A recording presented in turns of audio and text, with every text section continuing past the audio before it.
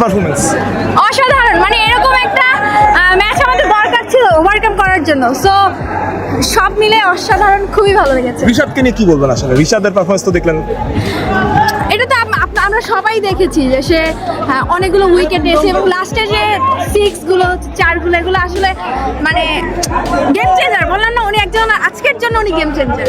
এই উইকেটটা আমার কাছে মনে হয় কোনো দলের জন্যই প্রপার ক্রিকেটিং না। মিরাজ চাইলে এই যে রিভিউ নষ্ট করা, এই টাইপের কর্মকাণ্ড যেগুলো তিনি করেন নিয়মিতভাবে, এগুলো একটু কম করলে ভালো হতো। তো সোহানের আগে মিরাজের ব্যাটিং করাটা আমি মনে করি যে এই মুহূর্তে খুব বেশি আইডিয়াল না। অসাধারণ। অনেকেই বলবে যে উইকেট খারাপ, ধান ক্ষেত স্পিনিং হয়েছে, আমি ডিসএগ্রি করবো না, কিন্তু মজার ব্যাপার যেটা যে এই ধান ক্ষেতের উইকেটেও তো আসলে উইকেট নেওয়ার মতো আরও অনেকেই ছিল। ঋষাদ কেম অ্যাজ দ্য ফিফথ বোলার। তার আগে মেহেদী হাসান মিরাজ বল করেছে, তানভীর বল করেছে, মুস্তাফিজ বল করেছে, রাইট? সো বাংলাদেশের ব্রেক থ্রু আনার ক্ষেত্রে এই ধান ক্ষেতের উইকেটটাতেই কন্ট্রোল বল করা, বল ঘোরানো এবং প্রতিপক্ষের উইকেট নেওয়া, 5-5 করা, সবকিছু তো ঋষাদ করেছে।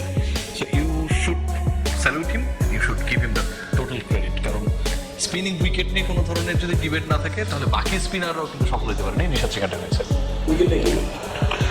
উইকেট আমার কাছে মনে হয় আরও একটু বেটার হতে পারতো। মানে বাংলাদেশের ব্যাটসম্যানরা তো এমনিতেই রান করতে পারে না, এর মধ্যে এরকম উইকেট আপনি ফেলে দিয়েছেন। আমি যদি বাংলাদেশের পার্সপেক্টিভ বলি যে তারাও 50 ওভার্স খেলতে পারেনি, প্রতিপক্ষ 50 ওভার্স খেলতে পারেনি এবং দুই দল মিলে প্রায় 12 ওভার কম খেলেছে। সো এটা আসলে আদর্শ ক্রিকেট না। বাংলাদেশ ক্রিকেট বোর্ড তো দে আর ভেরি মাচ কনফিডেন্ট যে আমাদের হাতে আরও 24টা ম্যাচ রয়েছে কোয়ালিফাই করার জন্য, টপ 8-এর মধ্যে থাকার জন্য। সো এত আর্লি কেন আমাদেরকে নেগেটিভ অ্যাপ্রোচে আগাতে হবে?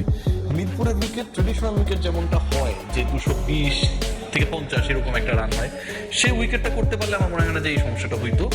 বাট এই উইকেটটা আমার কাছে মনে হয় কোনো দলের জন্যই প্রপার ক্রিকেটিং না। এবং ওয়েস্ট ইন্ডিজে আপনারা তো সবাই জানেন, সেই বলেছেন যে আমি আসলে ঘুম থেকে উঠে কেউ এই উইকেটে খেলতে চাইবে না। আসলে ঘটনা সত্য। সৌম্য সরকার আরও অনেক অনেক ব্যর্থতা দরকার, তারপরে কখনো একজন সফল হবে হয়তো। সৌম্য সরকারের জন্য ভালো চান্স ছিল, লাস্ট ম্যাচে 0 করেছিলেন, আজকেও আসলে তিনি সিঙ্গেল ডিজিট আউট হয়ে গেছেন। এই চান্সেসগুলো বাংলাদেশের ক্রিকেটার কাজে লাগাতে পারে না। সবচেয়ে ইন্টারেস্টিং পার্ট কি জানেন? যে এই উইকেট নিয়ে আমরা অনেক কথা বলছি, বাট এই উইকেটে কিন্তু ওয়েস্ট ইন্ডিজের ওপেনিং প্লেয়ার কিন্তু ভালো করেছে। তারা কিন্তু এখানে ইউজ টু না, এখানকার কন্ডিশনের সাথে, এখানকার ক্রিকেটের সাথে, কোনো কিছুর সাথেই তারা ইউজ টু না। বাট দে হ্যাড কী বলবো, যে develop a partnership more than 50 runs, 51 at. So ওই জায়গা থেকে আমার কাছে মনে হয় যে বাংলাদেশের দুজন ওপেনার সেই কাজটা করতে পারেনি। একজন উইকেটে থেকে আউট হয়ে গেছে, সেটা যদি মানাও যায়, 2 ওপেনারই আপনার হচ্ছে 2 ওভার 3 ওভারের মধ্যে আউট হয়ে গেল, একটা প্রেশার সিচুয়েশন ক্রিয়েট হলো। নাজমুল হোসেন শান্ত কিন্তু তাহিদ হৃদয়, তারা প্রপার স্ট্রাইক রেটে, স্মার্ট স্ট্রাইক রেটে খেলতে পারলেন না। এটার দায়টা কিন্তু আসলে 2 ওপেনারের। আপনি যদি বলেন যে অনেক ডিফিকাল্ট উইকেট ছিল এই কারণে পারিনি, এই লজিকটা আমি অ্যাকসেপ্ট করবো না। দুটা কারণে, একটা হচ্ছে যে ওয়েস্ট ইন্ডিজের 2 ওপেনার ভালো করেছে, বাংলাদেশের ওপেনাররা ভালো করতে পারেনি, তারা মোর ইউজড উইকেটে খেলেছে কিন্তু, ঠিক আছে, নাম্বার 1। নাম্বার 2, আপনার দলেরই কিন্তু ঋষাদ হোসেন কিংবা পরের দিকের ব্যাটাররা কিন্তু টিকে থেকে খেলেছে। ঋষাদ হোসেন 200 স্ট্রাইক রেটে ব্যাট করেছে, মাহিদুল ইসলাম অঙ্কন 60 স্ট্রাইক রেটে ব্যাট করেছে, 46 করেছে, নাজমুল হোসেন শান্ত 30+ করেছে, তাহিদ হৃদয় 51 করেছে। তার মানে কি?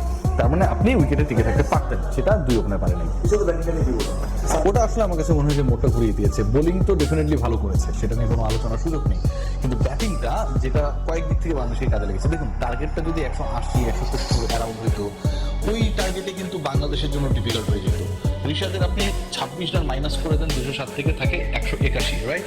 সো বাংলাদেশের যদি যে স্কোরটা সেটা যদি 180-81 হতো, বা এরকম একটা টার্গেটে যদি ওয়েস্ট ইন্ডিজ ব্যাট করতো, তাদের অ্যাপ্রোচ চেঞ্জ হয়ে যেত, কনফিডেন্স লেভেলটা আরও বেড়ে যেত। সো আমার কাছে মনে হয় যেটা এখানটায় ম্যাজিক্যাল ফিগার 200+ করার ক্ষেত্রে ঋষাদ একটা বড় রোল প্লে করেছেন। আবার এই 200 ক্রস করানোর ক্ষেত্রেও কিন্তু তার 200 স্ট্রাইক রেটের ব্যাটিংটা খুব দরকার ছিল। কিন্তু যদি রানা বড় খেলতেন, তারপরে কিন্তু বাংলাদেশের 200 হতো না। সো আমার কাছে মনে হয় যে তার ব্যাটিংটাই আসলে বাংলাদেশকে প্রাথমিক পয়েন্টটা করে দিয়েছে। বুঝলি? ছিল তা আমি মনে করি না। কিছু কিছু জায়গায় আমার কাছে মনে হয়েছে যে মিরাজ চাইলে এই যে রিভিউ নষ্ট করা, এই টাইপের কর্মকাণ্ড যেগুলো তিনি করেন নিয়মিতভাবে, এগুলো একটু কম করলে ভালো হতো। এবং আরেকটা ইন্টারেস্টিং জিনিস আমার কাছে মনে হয়েছে যে মিরাজের ব্যাটিংয়ে কিন্তু আসলে কেউ সন্তুষ্ট হতে পারছে না। তো সোহানের আগে মিরাজের ব্যাটিং করাটা আমি মনে করি যে এই মুহূর্তে খুব বেশি আইডিয়াল না। মিরাজ যদি আরেকটু নিচে নেমে যায়, ম্যাচটা কোন দিকে যাচ্ছে আরেকটু মানে রিড করে অ্যান্ড দেন আসলে ক্রাইসিস ম্যানেজমেন্টের যে রোলটা তিনি বিভিন্ন সময় প্লে করেছেন, সেই রোলে যান। মিরাজ কিন্তু এখানকার উইকেটেই ইন্ডিয়াকে হারানোর ক্ষেত্রে মুস্তাফিজের সাথে পার্টনারশিপ করে, রিয়াদ ভাইয়ের সাথে পার্টনারশিপ করে কিন্তু মহাকাব্যিক কিছু খেলা খেলেছেন, তাই না? সো মিরাজের ওই পজিশনটাই মিরাজ যদি ফিরে যান, that would be more better আমার কাছে মনে হয়। না, চাপ তো হবে, দল যখন যখন হারবে তখন সবার জন্যই চাপ। নাজমুল হোসেন শান্ত আপনার এই ম্যাচের আগে লাস্ট 3 ইনিংসে 12 রান করেছে, তার জন্য চাপ। তাহিদ হৃদয় রান পাচ্ছিলেন না, তার জন্য চাপ।